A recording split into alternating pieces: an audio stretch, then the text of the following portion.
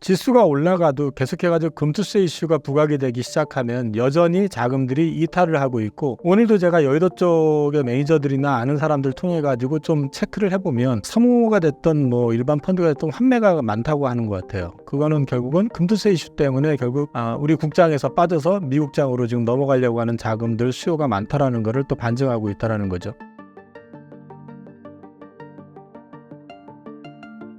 안녕하십니까. 저는 하이투자증권에서 근무하고 있는 이영훈이라고 합니다. 장이 좋아질 줄 알았더니 오늘 장이 또 상당히 안 좋게 끝이 났는데 같이 좀 지혜를 나누려고 왔습니다. 최근 주식시장 상황을 어떻게 보고 계신가요? 두 가지로 봐야 될 것 같습니다. 일단 지표상으로만 놓고 보면 지난번 FOMC 직전까지는 금리 인하 가능성이 많이 떨어졌다라고 얘기를 했었는데, 하필이면 그 이후에 나온 지표들만 놓고 보면은 금리 인하해도 괜찮다라는 시그널이 나왔습니다. 고용과 관련된 부분에 있어서도 노이즈가 있었지만은 그 non-farm 지수 같은 경우도 사실 거기가 보면은 비정규직 숫자가 압도적으로 늘어났었고 정규직은 또 압도적으로 줄어버리고 그런 여파도 있었고, 그 다음에 이제 졸츠라고 그래가지고 구인 건수 같은 경우도 22년 1월인가 이후로 제일 적게, 그러니까 거의 사람을 구인하는 그런 숫자 자체도 예전과는 많이 달라지게 이제 좀 안정이 되는 그림이 나오고 있고, 소비 지표 역시 꺾이는 그림이 나오고 있고, 그 다음에 물가와 관련된 것들도 얼마 전에 PCE 나왔지만은 2.6이면은 이건 사실은 이제 물론 연준 목표치 2% 대비해서는 여전히 높긴 하지만 최근 들어와가지고 가장 낮은 숫자라는 거, 이런 것들이 어떤 시장의 어떤 물가의 안정, 그 다음에 이제 긴축을 좀 완화할 수 있는 어떤 제반적인 여건은 좀 만들어졌다고 봅니다. 그리고 또 4월에서 6월 달까지가 긴축의 기간이라고 말씀을 드렸었고, 기본적인 원인이 미국에서 이제 납세의 달이다. 4월은 내국인들 대상, 그 다음에 이제 6월은 재외 국민들 대상으로 미국에서 이제 그 세금을 걷다 보니까 재무부 계정으로 돈들이 들어오고 그게 달러 환수 효과를 좀 주는 거기 때문에 약간은 좀 달러 단기 자금 시장에서 긴축 효과가 나타났었고, 또 하나는 그 채권 발행에 있어서 미 국채가 단기물 발행을 줄이고 장기물 발행을 늘렸었거든요. 근데 이제 7월부터 이제 3분기 들어서면서부터 다시 단기물 발행을 늘리고 있고요. 그 다음에 재무부 계정으로 들어온 돈들이 결국에는 풀려야 되잖아요. 그래서 이제 또 풀리는 시즌이다. 그래서 유동성은 재차 좀 확장, 늘어날 수 있는 부분이 있고, 거기에 비해서 이제 물가라든지 소비라든지 그 다음에 고용과 관련된 것들이 좀 많이 완충이 되는, 완화가 되는 어떤 그런 시그널이 나오기 때문에 장으로서는 금리 인하를 해주면서 선제적으로 경기의 어떤 침체라든지 후퇴를 갖다가 좀 방어해 줄 수 있는, 연준 의장께서 말씀하셨던 부분이 뭐였냐면은 인플레, 그러니까 물가도 잡아야 되지만 고용도 안정시키는 게 자기의 목표라고 얘기를 했었기 때문에 이런 부분들을 좀 제어해 줄 수 있는 좋은 찬스라고 생각을 했는데, 7월 들어와가지고 오른 종목보다 빠진 종목들이 압도적으로 많았고요. 전체적으로 분위기가 좋지 않았습니다. 그게 이제 트럼프하고 바이든의 토론회에서 사실상 트럼프의 압승으로 끝이 나게 되고, 트럼프의 압승으로 끝이 나게 되니까 바이든의 정책에 브레이크를 가든 아니면은 이제 그 속도 조절을 하든, 그러면서 트럼프의 어떤 정책이 좀 부각되지 않겠느냐. 그리고 이제 트럼프 정책이 뭐냐면 결국 감세에 대한 부분들을 이제 강조를 하게 되고, 또 이제 관세 인상에 대한 얘기들을 많이 했기 때문에 그럼 재정 부족분을 결국에는 또 채권으로 또 메워야 되지 않느냐, 이런 또 이제 부담감들 때문에 미국 국채 금리가 급등을 해버리고, 이런 게 시장에 부담을 주고, 또 결국은 그게 엔달러 환율에서 또 이제 불안감을 조성을 해주니까, 우리가 사실 지난달 수출 데이터가 상당히 잘 나왔음에도 불구하고 우리 시장 역시 그 여파를 피해가지 못하고, 더 기분 나쁜 건 일본은 올라오는데 오늘 우린 또 빠지고, 이런 그림들이 좀 나와서 상당히 좀 애매한 구간이 있긴 합니다. 그런데 일단 지표상으로만 놓고 얘기를 한다 그러면은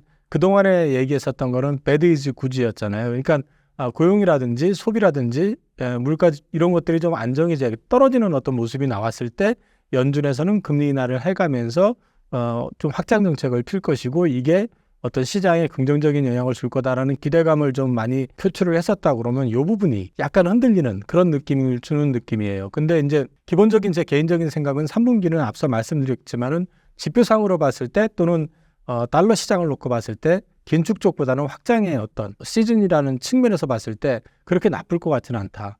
다만 문제는 이제 그 미국 시장은 그럴 것 같은데, 우리 시장 자체가 좋아지려고 그러면 환율이 일단 좀 안정이 돼야 될 필요가 있고요. 두 번째는 오늘도 지금 나타난 현상인데, 최근 5월, 6월 들어서면서부터 시장의 특징을 보면은 개별 중소형주 매도세가 굉장히 강합니다. 그 이유는 뭐냐면은 기관에서 갖고 있는 특히 코스닥 쪽 개별 기업들에 대해서 주식을 좀 많이 팔았어요. 그게 이제 개인 투자자들이 선호하는 섹터들이죠. 그 이유가 금투세 이슈 그런 부분이고 오늘도 사실 우리나라 증시가 유독 약했었던 이유들 중에 하나가 금투세에 대한 얘기들을 지금 하더라고요. 그러면 이런 부분들이 계속해서 자리를 잡고 있으면은 남들은 좋아도 우리만 또 약간 좀 버벅거리거나 부진할 가능성도 있다. 그런 측면에서 봤을 때는 좀 안팎의 어떤 문제들이 우리가 지금 현실적으로 좀 부딪힌 측면이 있다라는 측면이 좀 딜레마는 딜레마인 것 같아요. 근데 기본적인 어떤 그 자금 시장 동향이라든지 그다음에 우리 뭐 수출입 데이터라든지 그다음에 경기의 어떤 흐름이라든지 이런 것들을 놓고 봤을 때 시장 자체가 그렇게 나쁘지는 않는 게 정상이다. 다만 지금 우리가 안쪽으로는 금투세 이슈, 바깥쪽으로 해가지고는 이제 환율 문제 이런 것들이 조금 변수가 될 수는 있을 것 같다. 그렇게 말씀드릴 것 같습니다. 어느덧 상반기를 마감하고 하반기가 시작되었습니다. 하반기 주식시장과 주가 흐름에 대해 어떻게 보고 계신가요? 우선 가장 큰 변수는요. 일단 환율이 급등해서는 안 되거든요. 그러니까 워낙 약세가 계속된다든지 그래서 1,400원을 훌쩍 넘어선다든지 또 일본 엔화가 이번에 지금 160엔을 넘어섰잖아요. 이걸 갖다가 인위적으로 뭐 절대로 160엔을 넘어서는 안 된다 해서 막는다든지 1,400원을 넘으면 절대 안 된다든지 이런 식으로 하다 뚫려버리면 더 심각해질 수 있기 때문에 일단 달러 강세 현상이 어느 정도 좀 멎어야 돼요. 그러려면은 지금 달러 강세 현상이 이번에 더 강하게 촉발됐던 원인이 뭐냐면 유로존에서 금리 인하했어요. 그다음에 스위스도 금리 인하를 했습니다. 여기에 일본 같은 경우도 이번에 거꾸로 금리 인상을 해가지고 환율 방어를 하려고 했는데 다른 데가 금리 인하하는 거 딱 보고 그럼 우리 남들 하는 거 보고 미국 하는 거 보고 이러면서 스톱을 해버렸거든요. 그 바람에 엔화가 공격을 받은 거거든요, 지금. 근데 미국이 금리를 동결해버렸죠. 그러면서 지금 금리 인하 가능성에 대해서 9월 얘기 나오고 있고 또 뭐 안 좋게 보는 데는 11월 얘기도 나오고 있고 지금 그런 상황인데 일단은 환율이 좀 안정이 돼야 된다. 첫 번째 조건이. 두 번째는 내적으로 지수가 올라가도 계속해가지고 금투세 이슈가 부각이 되기 시작하면 여전히 자금들이 이탈을 하고 있고 오늘도 제가 여의도 쪽의 매니저들이나 아는 사람들 통해 가지고 좀 체크를 해보면 사모가 됐던 뭐 일반 펀드가 됐던 환매가 많다고 하는 것 같아요. 그거는 결국은 금투세 이슈 때문에 결국 우리 국장에서 빠져서 미국장으로 지금 넘어가려고 하는 자금들 수요가 많다라는 거를 또 반증하고 있다라는 거죠. 그렇다고 하면은 이런 부분들에 대해서는 어느 정도 정부에서는 지금 이제 금투세를 갖다가 일단 폐지하려고 하고 있는데 야당에서 지금 일단 그 부분을 갖다 지금 하겠다고 하는 거잖아요. 정치권에서 이 부분에 대해서는 좀 어느 정도 좀 시장하고 그다음에 현실에 맞게 균형감을 좀 갖고 지켜보실 필요가 있지 않겠느냐 하는 생각을 개인적으로는 하게 되고요. 그리고 이제 또 하나 변수가 뭐냐면은 이제 중국이 사실 지표가 별로 좋지 않으니까 이번에 이제 3중전에 7월 달에 이제 개최를 하게 되는데 경기 방어 방식으로 또 유동성 공급을 할 가능성이 있어요. 그러면은 지금 사실은 엔화가 약세가 되고 싶어서 약세가 된 게 아니라 지금 달러가 강세가 나오는 바람에 상대 통화가 지금 약세가 된 건데 그러다 보니까 중국이 손해를 보니까 그동안에 환율 방어 하던 거를 지금 사실상 약간 방치하는 수준이 돼 있거든요. 여기에다가 만약에 경기 부양책을 쓴다, 뭐 금리를 낮추던 뭐 돈을 풀든 이렇게 될 경우에는 또 위안화가 약세로 바뀔 가능성도 있잖아요. 이렇게 될 경우에는 또 통화 문제가 또 부각이 될 수가 있다라는 거죠. 그래서 이런 부분들이 상대적으로는 조금 변수가 될 가능성은 있다. 근데 이제 금리 인하에 대한 부분을 갖다가 결정을 당장 하지 않더라도 미국에서 시그널만 제대로 준다면은 저는 이번 하반기 특히 이제 대선 전에 한 번 정도는 시세를 좀 뿜어줄 수 있을 것 같다. 근거가 일단 반도체 쪽 뭐 HBM만 얘기하지만은 레거시 D램이라든지 낸드 쪽이 지금 상당히 좋습니다. 그래서 반도체 실적에 대한 기대감이 일단 크고요. 6월달 판매 데이터 때문에 지금 오늘 약간 주가가 흔들리긴 했지만 현대차 같은 경우도 내수가 안 좋아서 그렇지 수출 쪽은 나쁘지 않아요. 그리고 또 우리나라 이제 수출 쪽의 주력인 조선 같은 경우도 최근 나가는 것들은 흑자를 낼 수 있는 그런 어떤 수주 물량들이 지금 이제 나가기 시작하는 거거든요. 방산도 괜찮고 최근에 이제 우리나라 제품 중에서 K푸드 그다음에 뭐 또 K뷰티 뭐 이래가지고 미용 그다음에 뭐 화장품 음식 이런 쪽까지 해가지고 예전에는 우리는 반도체 딱 이렇게 잡혀 있었잖아요. 근데 이게 좀 많아진다는 저변이 넓어진다라는 거죠. 심지어 음반도 22년 이후로 아마 제일 많이 나갔을 거예요. 월간 기준으로. 그러니까 이런 것들을 보면 우리도 사실은 환율만 좀 안정이 돼주고 내부적으로 금투세 이슈만 어느 정도 정리가 돼주면 지수는 여기서 한 단계 분명히 오를 여지 있다. 근데 그게 지금 사실 좀 발목을 잡고 있다라고 저는 보고 있습니다. 그래서 그게 잡힌다고 그러면은 사실 3천을 넘어서느냐는 모르겠지만 비스무리하게 갈 수는 있을 것 같아요. 금리 인하에 대한 기대감이 높은데요. 금리 인하가 예상되는 시점은 언제이며 금리 인하 시기에 주목해야 할 종목은 무엇일까요? 금리 인하 시점은 저는 사실 7월 얘기를 했었거든요. 그러니까 보통 FOMC가 7월 말이니까. 근데 지금 뭐 7월 얘기하면은 다들 뭐 비웃겠죠? 틀린 얘기니까고 이제 단정을 할 거고. 근데 지금 시점에서 제가 왜 7월 금리 인하를 해도 되는지에 대한 부분을 설명하는 게 나을 것 같아요. 그래서 일단은 고용지표 같은 경우도 지금 실업률이 4.0이 됐습니다. 연준이 지금 우리 경계선으로 생각했던 게 4.0이었거든요.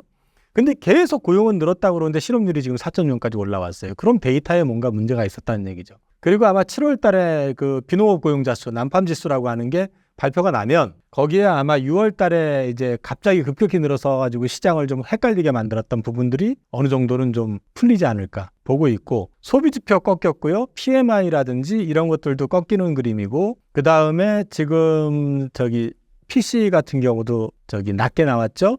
요번에 이제 CPI 나올 텐데 CPI 역시도 그렇게 높게 나올 것 같지는 않습니다. 그러면 이런 것들이 종합을 해서 놓고 얘기를 하라고 그러면은 금리 인하는 사실 지금 시점에서 왜 금리 인하를 해야 되느냐를 얘기를 하게 되면은 연준이 앞서도 말씀을 드렸지만 그 물가와 고용을 잡겠다는 거거든요. 근데 이제 물가에 대한 부분들을 여기서 급격하게 2% 밑으로 떨어뜨리기는 어렵지만 고용이 잘못하면은 고용을 한번 꺾이면은 이게 추세가 될 수가 있어요. 잠깐 꺾였다가 이게 반등을 하거나 이러지는 않아요. 그런 맥락에서 얘기하면은 고용이 지금 뭔가 문제가 있다라는 거는 앞서 말씀드렸지만은 졸츠 지수 같은 경우, 구인 건수 같은 경우도 갑자기 급격히 줄은 것도 있고요.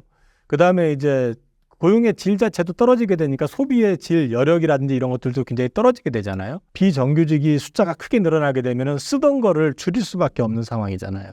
그럼 이런 것들이 결국 경기 침체를 불러오게 되고 그게 또 고용을 또 더 악화시키는 그런 결과가 올 수가 있거든요. 그래서 사실 유로존에서 했던 거, 선제적 금리 인하, 이거는 경기가 침체로 빠지는 걸 막기 위해서 한 거였거든요, 사실은. 근데 이제 이런 맥락에서는 지금 사실 7월 말에 해도 크게 문제가 없다. 그래서 거꾸로 만약에 7월 달에 장이 안 좋다, 미국 증시가. 그러면 돌발적 금리 인하 가능성도 저는 없지 않다고 생각을 해요. 근데 이제 증시가 나쁘지 않다. 그럼 금리 인하는 7월은 거의 불가능하겠죠. 근데 일단은 그렇게 보고 있고, 금리 인하를 자꾸 포인트를 두고 있는 거는 금리 인하되면 주가가 빠질 거라고 보는 시각들도 있어요, 사실은요. 근데 금리 인하가 돼야지 사실은 통화 가치적 측면에서 달러 초강세 현상이 진정이 되게 되고요. 진정이 되게 되면은 우리 입장에서는 달러 통화의 강세로 인해 가지고 원화 가치의 약세가 지속이 됨으로 인해서 수혜만 보는 건 아니에요. 사실은 외국인들도 투자하는 게 주저되죠. 왜냐하면 한국에 돈 넣을 때마다 통화 가치가 떨어지면 손실이 나는 거니까. 그래서 이제 사실 지금 실적이라든지 이런 것들이 역대급으로 좋아지는 구조에서 그런 게 발목을 잡고 있다고 하면은 거꾸로 그런 측면에서 봤을 때는 우리 입장 이머징 마켓을 위시해가지고 기타 통화국들 입장에서는 나쁘지 않을 수 있다.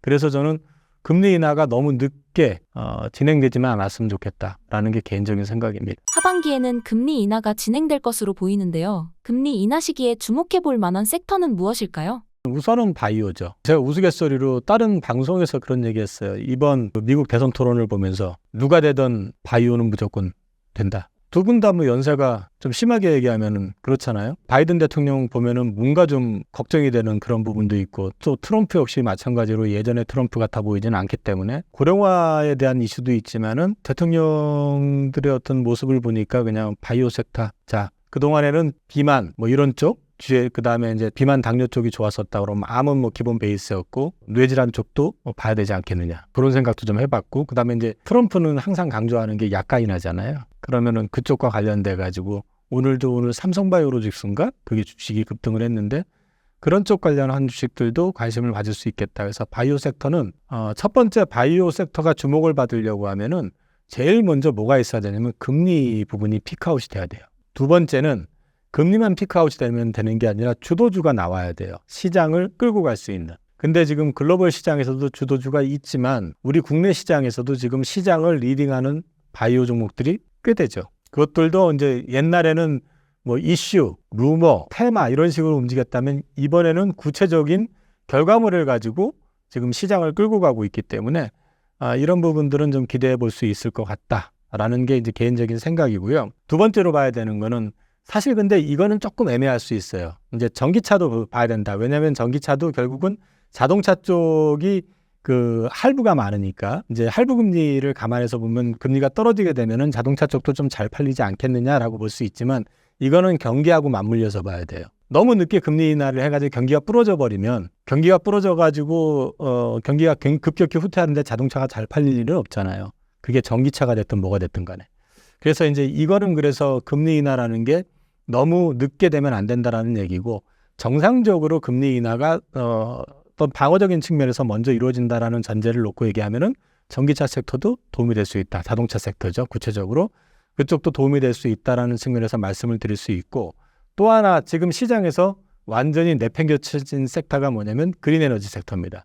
바이든 트럼프 토론하고 나서 트럼프 압승으로 이제 분위기가 잡히니까 이 그린 에너지 섹터 주식들이 그냥 시장에서 거의 버려지다시피 하는데 사실 이제 그린 에너지 섹터 같은 경우는 대개 예를 들어서 풍력 산업 같은 경우는 풍력 단지 조성하는 데부터 시작해가지고 이게 우리나라 돈으로 환산하면 몇 조 단위가 들어가거든요. 그러니까 처음에부터 내 돈을 갖다 그렇게 집어넣고 하는 경우들은 없잖아요. 다 대출을 통해서 시작하는 거거든요. 프로젝트 파이낸싱을 통해서. 그렇기 때문에 그린 에너지 섹터 같은 경우도 사실은 좀 기대할 수 있는 부분이 분명히 있습니다. 그래서 금리 인하가 진행이 된다 그러면 요 세 가지 섹터, 이쪽이 가장 주목을 해볼 수 있는 섹터다. 다만 이제 그린은 지금 최근에 트럼프 이슈 때문에 시장에서 너무 심하게 버려져 가지고 얘 왜 이러지 싶은 생각이 좀 들기는 합니다.